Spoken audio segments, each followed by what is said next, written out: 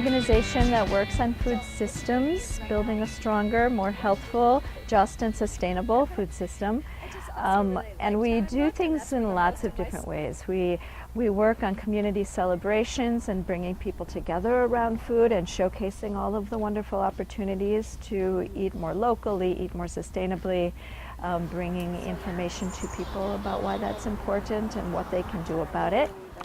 They've done a lot of international fair trade. So REAP has worked a lot in that educational awareness building over the years, and we still do a lot of that. But we also work to now be the facilitator to the actual change. So we have a farm to school program, which is one of our biggest programs, thinking the most important thing we can do is to help the next generation of eaters understand, feel comfortable with eating more responsibly. And that starts with just helping children taste food in the urban setting. So many of these kids are not eating fruits and vegetables, and they don't even know what they taste like, and they're not acquiring a taste for it. We think schools are a very important place for setting that in motion for them, both educationally but just habitually. Just having the food there in that place there every single day for lunch, we think is really important.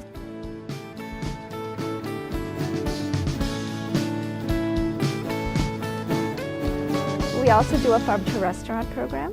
So it's called Buy Fresh, Buy Local, and it's part of a national chapter of Buy Fresh, Buy Local initiatives. So our Buy Fresh, Buy Local chapter is working with restaurants to facilitate more use of fresh farm products and helping chefs make those connections to local farms. And there are chefs that have been doing this for over time, for 10 years, and then there are chefs that are just starting to come to that. So our job with that is to both, we call it kind of matchmaking with the farm and chef, but also marriage counseling when the relationships aren't going as smoothly as they could, to help them work through those problems, and then the PR agent to help tell those stories to the community.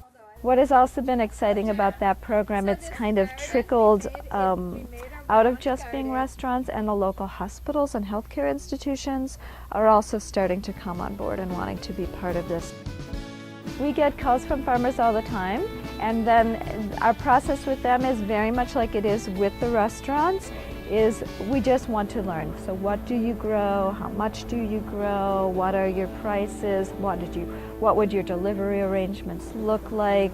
And then the last is the celebration. So we work with the community to bring awareness, but always in a joyful way.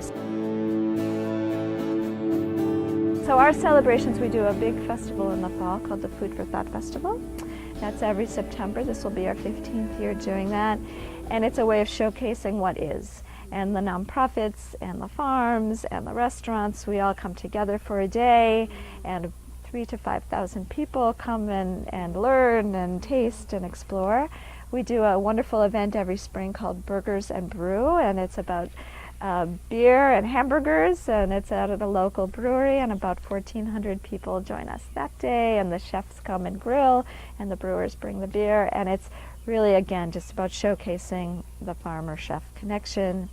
In the fall, we do something called Pie Palooza, which is, again, a farmer-chef showcase where it's just about pies and the innovative things people can do about quiches and tarts and savory pies and sweet pies, and it's just a fun exploration. It's about a year and a half now ago that the coalition began, and I think we're still in an exploratory phase of what the coalition is going to be, and how do we work nicely together, support each other, encourage each other's good work, not trip over each other too much, not plan events on the same day. Just how do we approach life together to build what we all agree is important in a better way.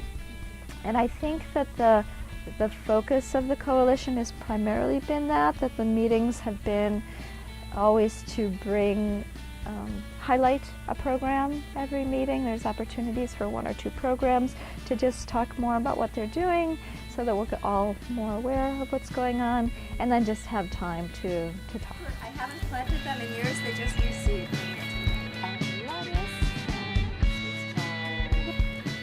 decide to plant potatoes, it's whatever happens. I think the challenge for the Food Coalition right now is still a little bit of that internal identity. What is, I don't know that we've identified our core capacity because of the way people were invited to join. It wasn't a coalition that grew out of the individual organization saying, this is what we need to come together to have this coalition. It was people being invited through the Dane County Food Council and the extension saying, we see this, there's all these disparate pieces in our community. Can we as the extension help pull that back together through this coalition? Let's invite these people to explore what that could be together.